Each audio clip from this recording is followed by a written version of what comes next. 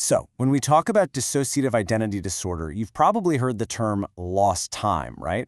But what if it's way, way deeper than just losing a few hours? Today, we're going to dive into a much more fundamental, much more disorienting idea. What happens when it's not just moments that disappear, but the very fabric of cause and effect starts to tear apart? Seriously, just let that sink in for a second. What if your internal clock wasn't just a little bit off, but was completely and utterly shattered? You couldn't trust the flow of one moment to the next. The past, present, and future, they're not a straight line anymore. They're just a mess. What would that even feel like? And that brings us to this first big idea, a metaphor the source material calls the broken watch.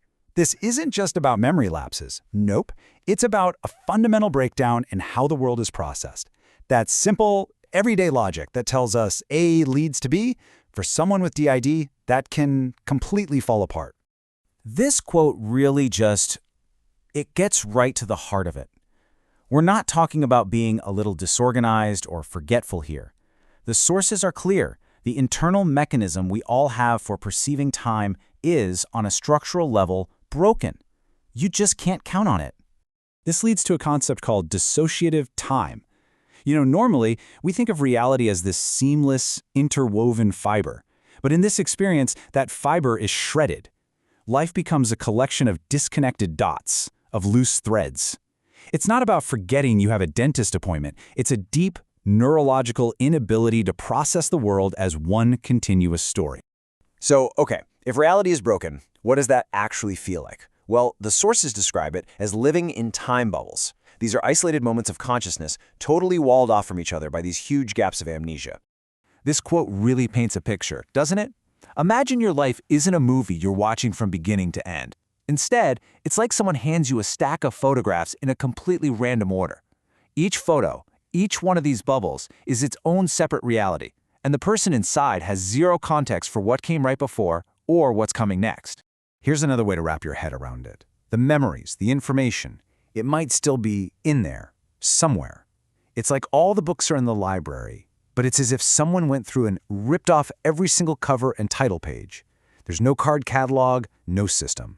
You can't just go find what you're looking for. You just have to hope you stumble on it by accident. And the real-world fallout from this, it's just profound. You lose your train of thought and poof, it's gone for good. A project that one alter starts is just abandoned because the next one has no earthly idea it even exists. You might know you ate breakfast, but you have no memory of the taste, the smell, the experience. Every single time you open your email, it feels like the very first time you've done it that day. So all this fragmentation leads to another really powerful metaphor, the scrambled Rubik's Cube.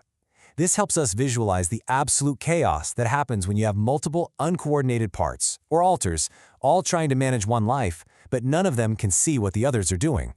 Let's just break this down. For most of us, memory is like a movie, right? One scene flows into the next. It makes sense. But for someone with DID, it's that Rubik's Cube. Every time a different alter is in control, they're frantically trying to solve their one side of the cube. But because of the amnesia between them, they are totally blind to the other 5 sides. So, while they're fixing their one color, they are accidentally completely scrambling everyone else's work. And that's just the tragedy of it all. This isn't someone trying to self-sabotage.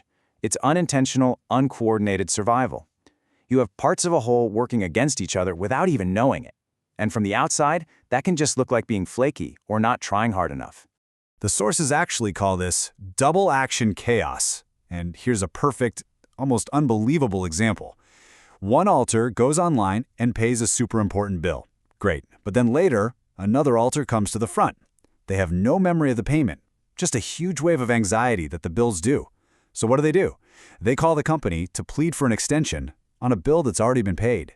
It's exhausting, it's confusing, and it's just chaotic. So that's the chaos on the inside. But what happens when that internal reality smacks up against the outside world, especially with clinicians or systems that just aren't trained in dissociation? Well, this is where things get really, really twisted. This is where the symptom itself gets turned into an accusation. I mean, just look at this disconnect. What someone experiences internally as a very real trauma trigger is documented externally as a behavioral problem.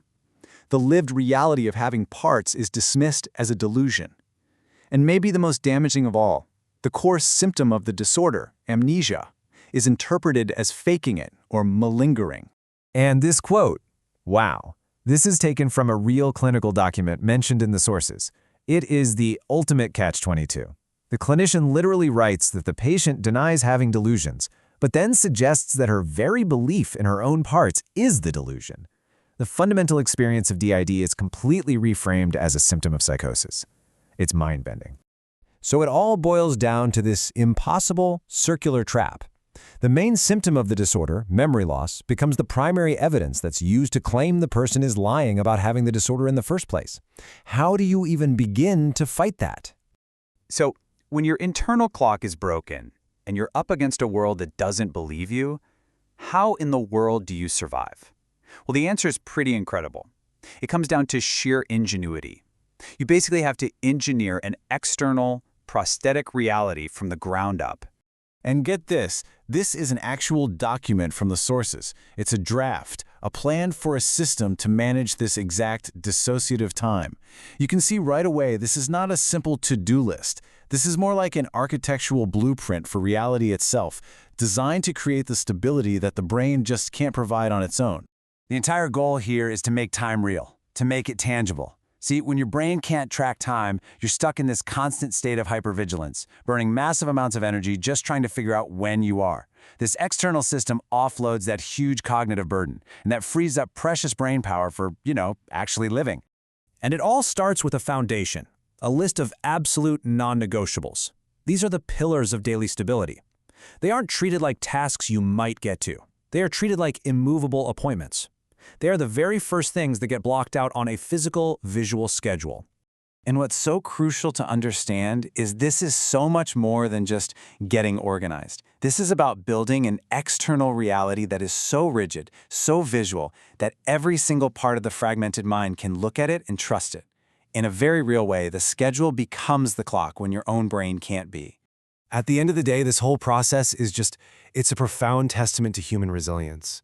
And it really forces us to sit back and ask, what does it really mean to have to rebuild reality from scratch when the one tool you're supposed to use, your own mind, is the one thing you can't trust?